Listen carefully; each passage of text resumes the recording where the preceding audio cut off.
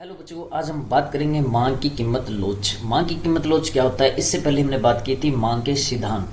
मांग के सिद्धांत के बारे में यही पढ़ा था हमने कि जब मांग बढ़ती है तो कब बढ़ती है, तो मान के चलते हैं दूसरी तरफ देखेंगे कि कीमत कम हो रही है तो बढ़ती होगी, और जैसे मांग अगर कम हो रही है तो हम देखेंगे कि असर आ रहा है मार्केट में कि प्राइस बढ़ रहे होंगे। तो प्राइस और इधर है डिमांड, यानी मांग और कीमत का रिलेशनशिप है, एक कम एक ज्यादा, यानी इन दोनों का नकारात्मक रिलेशनशिप है। जैसे हमने पीछे ग्राफ भी बनाए थे और उनको समझा था। अब उनमें जो परिवर्तन हो रहा है उनको प्रतिशत में मापेंगे कि कितने प्रतिशत परिवर्तन हो रहा है, और उनका ग्राफ बनेगा तो वो कैसे बनेगा, उस सारे फंडे को हम कहेंगे मांग की कीमत लोच। कीमत लोच में क्या होता है कि कीमत लोच में मतलब प्राइस जो ऊपर नीचे हो रहे हैं और कितने प्रतिशत हो रहे हैं वो चीजें। जैसे इसकी डेफिनेशन है, वस्तु की कीमत में प्रतिशत परिवर्तन आने पर मांग की मात्रा में जितना प्रतिशत परिवर्तन आता है उसको मापना ही क्या कहते हैं, हम मांग की कीमत लोच कहते हैं। इंग्लिश में कहते हैं इसको प्राइस इलास्टिसिटी ऑफ डिमांड। इसका एक फार्मूला है साधारण सा, इलास्टिसिटी ऑफ डिमांड मांग में प्रतिशत परिवर्तन डिवाइड बाय कीमत में प्रतिशत परिवर्तन। आपको ध्यान ये रखना है कि मांग को ऊपर रखना है, मांग को ऊपर रखना है, इसलिए ध्यान रह जाएगा क्योंकि मांग का चैप्टर है तो इसको प्राथमिकता देनी है, ऊपर नीचे मत कर देना वरना आंसर गलत हो जाएगा। अब हम बात करेंगे मांग की कीमत लोच।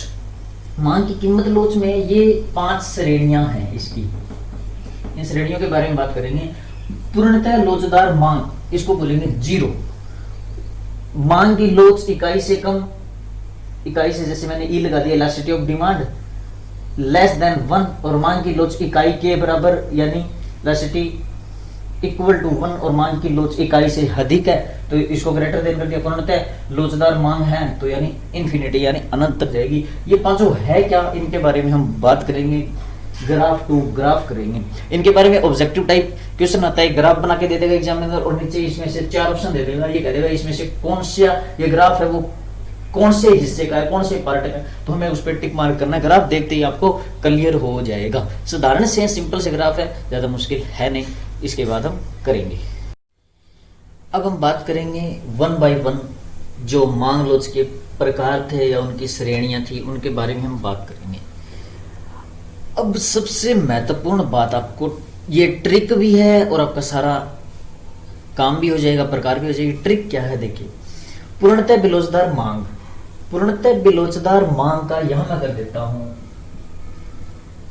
AD = 0। इकाई से कम, AD इकाई से कम है तो इकाई बड़ी होगी, ये है ना, इकाई से कम है तो इकाई बड़ी होगी, तो ये लेस देन है, सिंपल। इकाई के बराबर यानी इलास्टिसिटी ऑफ डिमांड इकाई के बराबर है 1, और इकाई से अधिक है तो AD ये अधिक है तो ग्रेटर देन 1 कर देते हैं। पूर्णतः लोचदार है तो AD इसमें क्या होगा, इन्फिनिटी अनंत तक चले जाएंगे। लेकिन ये देखो 1 2 3 4 शब्द है, 4 शब्द में आप 1.5 लाइन में डेफिनेशन कैसे बढ़ाओगे। पूर्णतः बेलोचदार मांग, इसके नीचे अंडरलाइन करोगे, तीर का निशान लगाओगे और लिखोगे पूर्णतः बेलोचदार मांग में मांग स्थिर होती है तथा कीमत में परिवर्तन होता है। 1.5 लाइन बनी, नीचे ये लिख दोगे, फिर इसका ग्राफ बना दोगे।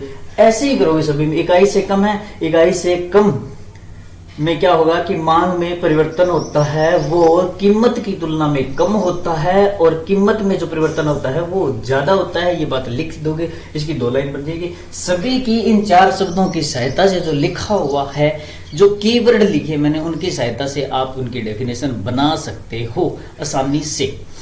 और हमने एक फार्मूला लिखा था इसका, मांग की लोच का फार्मूला क्या लिखा था कि ऊपर लिखा था मांग में प्रतिशत परिवर्तन, नीचे लिखा था कीमत में प्रतिशत परिवर्तन जो भी है, तो इसलिए मैंने मांग को ऊपर कीमत को नीचे रखा है सभी में, ताकि आपको ध्यान रहे, फार्मूले में कोई कंफ्यूजन न हो।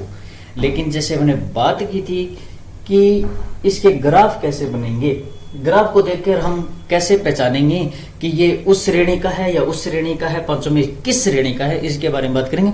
पहला ग्राफ देखो, इसका ग्राफ बनाते हैं हम। पहले मैं एक पॉइंट पे टिक कर लेता हूं।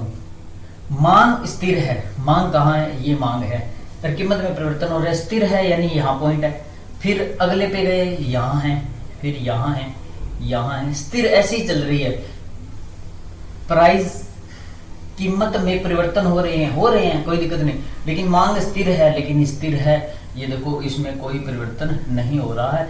इस एक पॉइंट पे ये आगे चल रही है। इस तरीके से इसका ग्राफ बन जाएगा। अगर आपको इस तरीके का कोई ग्राफ दिखाई दे तो उसका नाम होगा पूर्णतः बेलोचदार मांग। इसको डी लिख दोगे, यहाँ डिमांड कर्व है ये।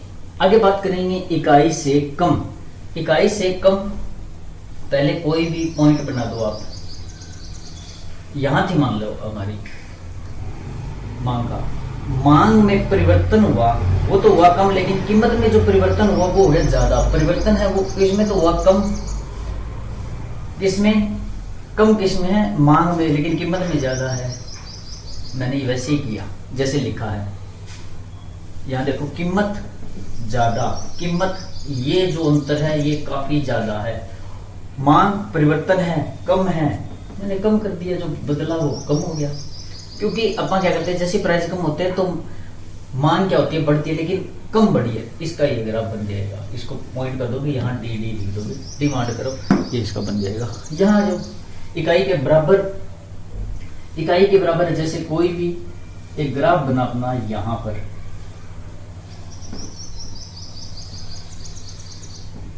इतनी ही इसमें कमी आई और इतनी आगे बढ़ गई। इस तरीके का ग्राफ बनेगा ये।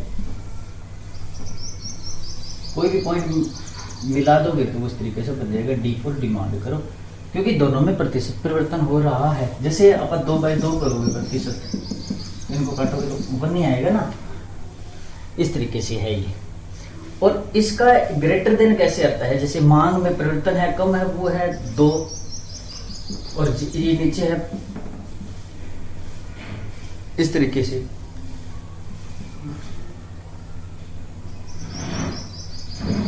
अब इसको डिवाइड करोगे तो क्या आएगा, ऊपर कम और नीचे ज्यादा।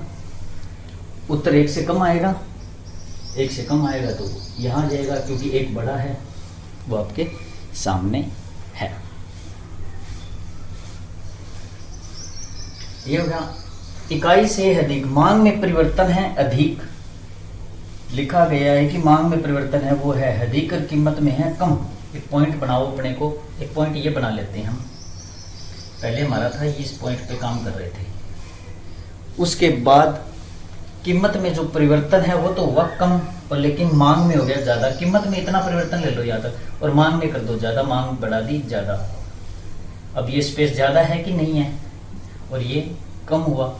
ये ग्राफ बनेगा इस तरीके से, और यहाँ डी फॉर डिमांड करो लिख दोगे। काफी आसान था। और मांग में परिवर्तन है अधिक है, ऊपर 10% है और नीचे है परिवर्तन हुआ वो कम हुआ, 5% हुआ। आंसर क्या आएगा, 2 आगे ना। अब 2 क्या है, फिर 1 से बड़ा है तो 2 1 ये शो कर दोगे ऐसे, सिंपल। यहाँ जो पूर्णतः लोचदार मांग में परिवर्तन है लेकिन कीमत स्थिर है, इसके अनुसार। इसका उल्टा है, कीमत को स्थिर रखने दो और मांग में परिवर्तन हो रहा है, ठीक है। फिर ये देखो ये स्थिर है, मांग में परिवर्तन हो रहा है, चाहे यहाँ हो गया, फिर आगे बढ़े, चाहे आगे बढ़े, ऐसे ऐसे चलते जाएंगे। उसमें ऐसे इसमें जो परिवर्तन हो रहा है, परिवर्तन मैंने शो कर दिए, और जो चीज स्थिर है वो स्थिर रख ली। सिंपल, कोई मुश्किल नहीं है। ये ग्राफ बन जाएंगे, इनकी डेफिनेशन बन जाएगी, इनके ये जो एक छोटी छोटी समीकरण बन रही थी ना, ये समीकरण भी आसान है। अगर आपको दिक्कत आए तो कमेंट में बताएं मुझे।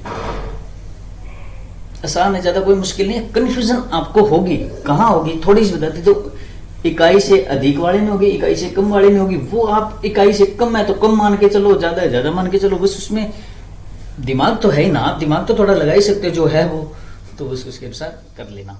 Thank you.